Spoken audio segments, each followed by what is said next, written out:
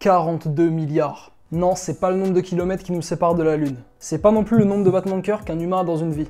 Non, c'est le nombre de visites totales qu'a reçu P-Hub en 2019. C'est comme si absolument tous les humains de cette planète avaient été au moins 6 fois dans l'année sur un site P. Dans cette vidéo, je vais m'attaquer à la pire addiction qu'a connue l'humanité dans toute son histoire. Celle qui menace la santé mentale et la survie de notre espèce. Laisse-moi te donner 10 conseils qui te permettront d'arrêter le P définitivement. En commençant par le premier. Ne compte pas les jours. T'as sûrement déjà entendu des mecs te dire « Ouais, ça y est, c'est à mon 30e jour de nofap !» Gros, comprends que pour arrêter une addiction, il faut que tu changes l'image que t'as de toi-même. Il faut que tu passes de celle d'un mec addict au P à un mec qui ne l'est plus. Et le problème, c'est que compter les jours, tu ne fais que renforcer l'image de toi d'un mec addict, d'un mec qui a besoin de compter le nombre de jours avant que ça lui retombe dessus et qu'il craque. Arrête de compter les jours. Et à la place, numéro 2, compte les FAP. T'as sûrement déjà vécu ce moment. Putain, je viens de craquer. Bon, il est quelle heure? 16h, ok. Je croisais le temps de me FAP 4 ou 5 fois avant de me coucher. C'est la pire mentalité possible. C'est comme si un mec qui était en régime avait craqué, avait mangé un Oreo et qui se disait bon, allez, je vais me faire le paquet d'Oreo. Et tu sais quoi, je vais aussi me faire le Ben & Jerry qui est dans mon frigo. Le mec, il va reprendre 3 kilos d'ici le lendemain. Il aura niqué des semaines et des semaines d'efforts. C'est pareil avec le FAP. Aujourd'hui, un FAP égale une erreur. Et tu repars à zéro directement après avoir craqué. Numéro 3, oublie la timeline. Alors oui, le jour 5, tu seras plus énergique, et puis le jour 12, tu sauras regarder une fille dans les yeux. Ouais, frérot, tu sais, le jour 30, tu sauras faire un kamehameha avec tes mains.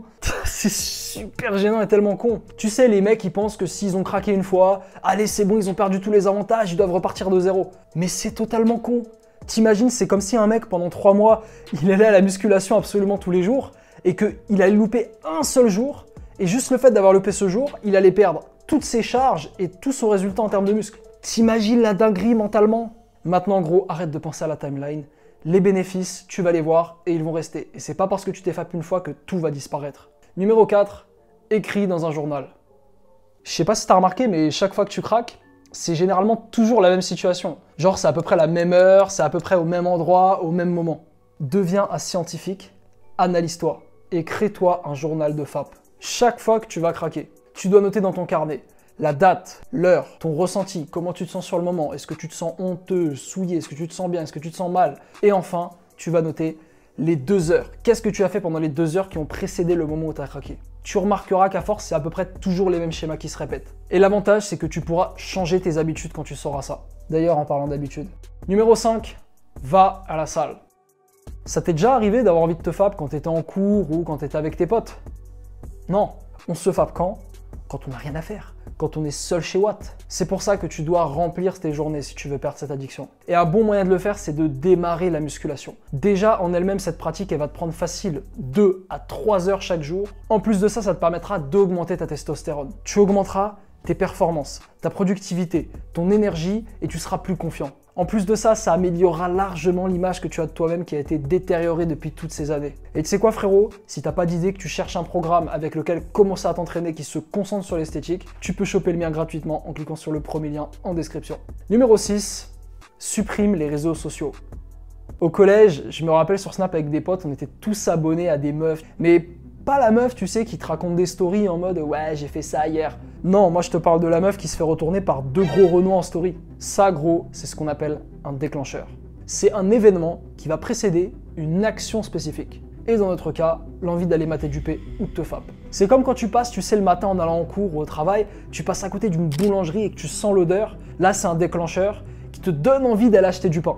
Et c'est exactement ce qui arrive avec le FAP. Les réseaux sociaux sont le pire déclencheur qui soit. Insta, TikTok, c'est catastrophique. T'as des culs absolument partout. Gros, tu vas me prendre théorie du complot, mais je peux t'assurer que j'ai l'impression que les sites P donnent de l'argent aux réseaux sociaux pour que ces enfoirés ils nous mettent des culs partout plein la tronche.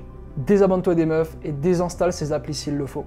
Numéro 7, arrête la télé.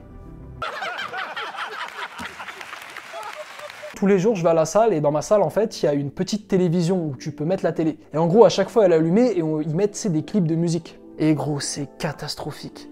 Tous les clips de musique, t'as au moins un cul, une paire de ins ou une meuf à moitié à walper dedans. Et vraiment, c'est ça dans tous les clips. Que ce soit des clips de meufs, les Cardi B, les je sais pas quoi, ou alors les clips de mecs où t'as toujours des meufs un peu à poil, surtout les rappeurs. T'as de la sexualisation partout à la télévision.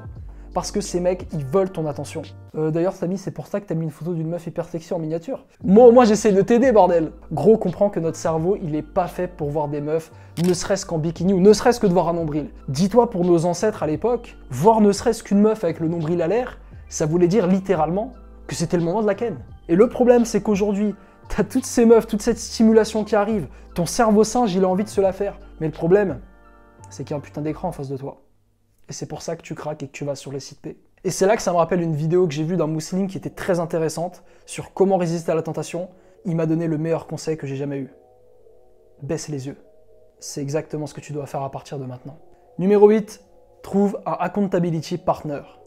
C'est un terme anglais qui veut grosso modo dire partenaire de responsabilité. En gros, c'est un mec à qui tu dois rendre des comptes à chaque fois que tu vas te FAP. Et il y a cet effet social de se dire putain, si je craque, je vais devoir avouer à ce mec-là que j'ai craqué. Dans l'idéal, ton accountability partner, ça doit être un mec qui veut, comme toi, arrêter cette addiction. En tout cas, oublie ton pote qui se branle 4 fois par jour, c'est pas un bon accountability partner. Mais comme je sais que ça peut être difficile de trouver des gens dans le développement personnel qui veulent arrêter ce genre d'habitude, gros, j'ai quelque chose pour toi.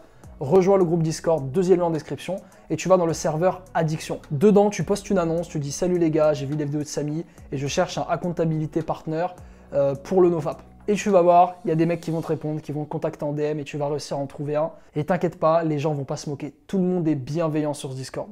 Je m'en assure personnellement. Numéro 9, n'abandonne pas. Je vais te dire un truc, tu vas craquer. C'est normal. Là, on parle littéralement d'une addiction que tu as depuis des années et des années. Et forcément que ça va pas s'arrêter au bout de quelques jours. Ça va prendre des mois, voire même plusieurs années pour certains. C'est pour ça que tu dois garder la raison qui te pousse à arrêter dans ta tête. C'est ce que j'appelle ton pourquoi. Pourquoi tu veux arrêter le P? Pourquoi tu veux démarrer le NoFap? Peut-être que tu en as marre d'être un loser vierge à 25 ans. Ou alors peut-être que t'as pas envie dans 20 ans, quand tu auras des enfants, qui te voient en train de t'astiquer en rentrant de l'école et qui perdent tout respect envers toi. Il faut que tu trouves ton pourquoi. Parce que ce pourquoi-là, il est très important car dans les moments difficiles, c'est vers celui-là que tu vas revenir et qui va te permettre de ne pas abandonner. Enfin, numéro 10, évite le piège des 18-30 ans.